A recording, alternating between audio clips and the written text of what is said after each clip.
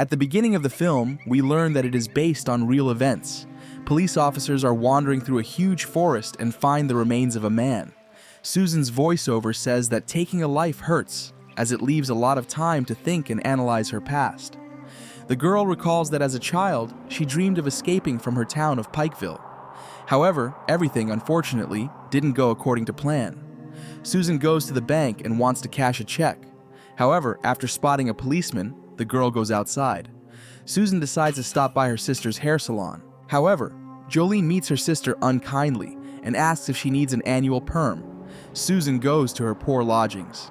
The girl is angry when she notices that the children are still in their pajamas and haven't had breakfast. Susan yells that this is why she divorced her husband. Cash gets out of bed and corrects the girl. She divorced him so she could get children allowance. Susan starts flirting with Joe, the guy who is staying at their place with his girlfriend. The girl decides to take some of the substances Cash is dealing. Also, Susan reports that she only cashed one check because there was a policeman in the bank. While wandering through the streets, a girl notices a new resident of the town, Mark Putnam, and his wife Kathy. Susan feels as if they have stepped off the pages of a magazine. The man is an FBI agent and has recently been transferred to Pikeville. Mark decides to deal with a case of a burglar and realizes that the town is so poor that the criminal's profits are not significant within the framework of ordinary cases.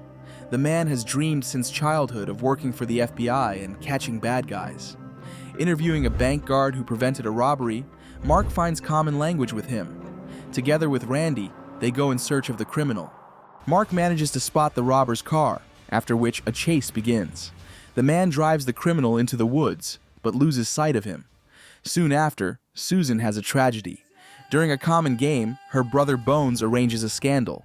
The guy injures the offender, after which he decides to escape, despite Susan's requests. Randy visits a new friend and informs him about the scuffle. Mark and his partner go to Susan's house, where Bones soon shows up. The man breaks into the house and finds the fugitive as well as Cash's goods. Susan realizes that they need to make a deal with the FBI. Mark praises the girl for her smarts and sets up a meeting. At the bar, Cash makes excessive demands for his information. Susan is put on the phone and learns from her sister that she is about to receive a visit from the child welfare authorities. Mark privately lets the girl know that it is his doing. The man sets up a meeting with Susan and tells her that he wants to work with her, not Cash. To understand that the girl agrees, Mark asks her to say a special phrase, returning to Cash. Susan fulfills the condition, simultaneously touching the man with her foot under the table. Mark is waiting for the girl at the appointed place. When Susan arrives, the man gives her money for the meeting. The girl tells him that more than anything, she dreams of getting out of Pikeville and starting a new life. Susan would like to recover from her addiction and have money. The girl thinks about the fact that she has met the devil, who tempts her with all the things she craves. Mark informs her that he wants information about Cash's clients and his other crimes. Susan is nervous because if they find out she's an informant, she'll be in trouble. Mark promises that the girl and her children will be protected, and in time, they will be helped to move to another state and start all over again. The man is also willing to help organize Susan's treatment. Mark promises that if Susan helps to catch the robber, she will be given $10,000. The next day, the girl decides to take a risk and look at Joe's things. The guy wakes up, but only flirts with Susan, and says that the weapon hidden in the bag gives a sense of power. The girl sees Mark and tries to look better. However, Susan is still nervous and says she is afraid to give out information.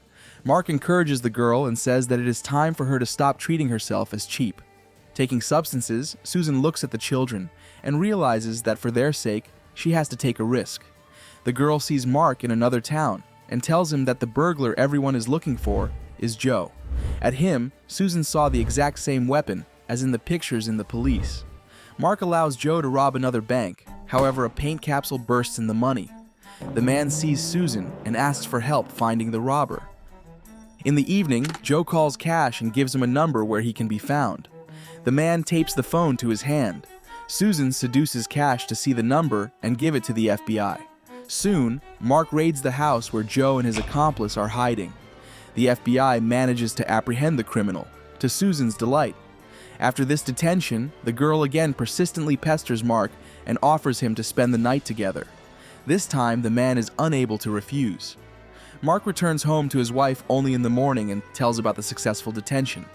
Katie notices a mark on the man's cheek. Mark lies that it's left from detention, though he's actually passionately bitten by his mistress. In the afternoon, Kathy keeps an eye on the baby and receives a phone call. Susan speaks to the woman and asks about Mark. After hearing that he is not at home, the girl suggests Kathy to meet for coffee. Susan talks to the woman and learns that her interlocutor used to lead a licentious lifestyle, but wanted to stop. Kathy now has a 5-year plan with her husband. Susan continues to see Mark and feels that she is crazy about him. Soon the man has a new case. Danver tells Mark what he knows about the illegal importation of light illegal substances from Mexico. It's being handled by Rufus Green. The man is hiding about 2 tons of the substances in an abandoned coal mine. Mark mounts a huge campaign to catch and expose the criminal. Susan often waits for him at the motel, however, the man is too busy working. Mark finishes his work in the office and goes out into the corridor. There, the man notices Susan and says with indignation that they shouldn't see each other in such a place. The girl reports that she waited for an hour for him at the motel. Mark apologizes and says that due to circumstances, he couldn't make it, and to give her a warning. Susan tries to get his attention with something and tells him that in Pittsburgh, she and Cash knew a police captain who covered for illegal dealers. Despite this, Mark just leaves and promises to call. Susan returns home, however. Her husband slams the door in her face. Cash says that the girl was seen at the motel and he has no intention of letting her into the house. Susan ends up staying the night at Mark's house. At night, the girl commits a rash act. Susan approaches the bed where a man is sleeping with Kathy, after which she strokes his back. Mark wakes up and takes the girl out of his room by the elbow. In the morning, Susan helps Kathy with the dishes and learns shocking news. It turns out the woman is pregnant, although it was not part of their plans. The girl prepares to take revenge on Mark for his inattention. Susan goes to Rufus Green and informs him that his warehouse is about to be raided. When Mark visits the place with agents, but almost nothing can be found. During the night, a man's house is attacked. Mark sets up a meeting with his informant. The man believes that it was Susan who ratted him out to Green and put his family in danger. Mark gives the girl money for information about Joe, then tells her that she can call him only in extreme cases. The man tells Susan that their affair was long overdue. The girl returns home and decides to buy a new convertible.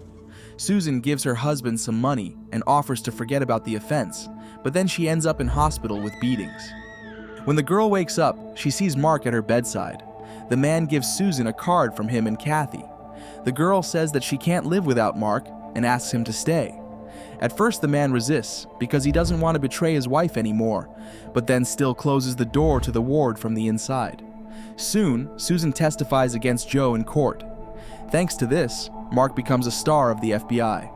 The man provides Susan with a shelter for agents and then moves to Chicago, leaving everything to the new head of the department, Bob.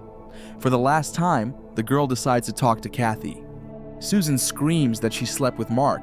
However, this doesn't anger the woman in the slightest. Kathy says that she truly feels sorry for the girl, as she was willing to steal someone else's life in order to be happy. Susan stays in Pikeville, where she is attacked by Joe's girlfriend. Susan comes to see Bob. However, she says that she is not going to go to the hospital. Soon, Mark receives a call to his office. On the phone, Susan informs him that she is pregnant. Mark promises that they will see each other in 2 weeks in Pikeville. A man finds Susan in a drunken state and offers to take her to a cafe. After lunch, the girl says that she could easily ruin Mark's career if only she would tell about his affair and her pregnancy. The man asks Susan not to get hot and also says that she doesn't look pregnant. In addition, Mark asks if the girl has thought about getting rid of the baby. Susan gets very angry at the man and says that he has ruined her life. The girl gets angry when Mark offers to raise her baby with Kathy. She attacks the man, causing the car to fly into the woods. Susan says that she wants Mark to stay with her and raise their shared child. The girl also mentions that she has already told all her friends that she is expecting a child with an FBI agent.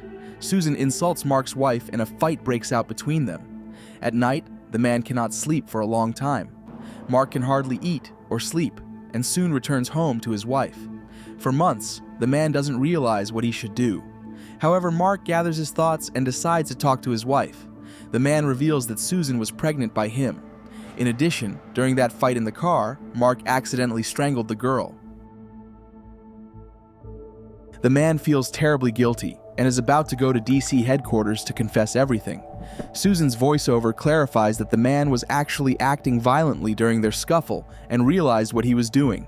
Mark turns himself into the police and gets 10 years in prison for what he did.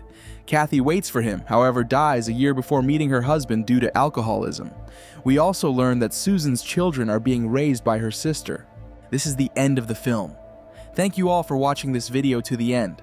Give this video a like. Write in the comments what you think about this film, and see you in new videos.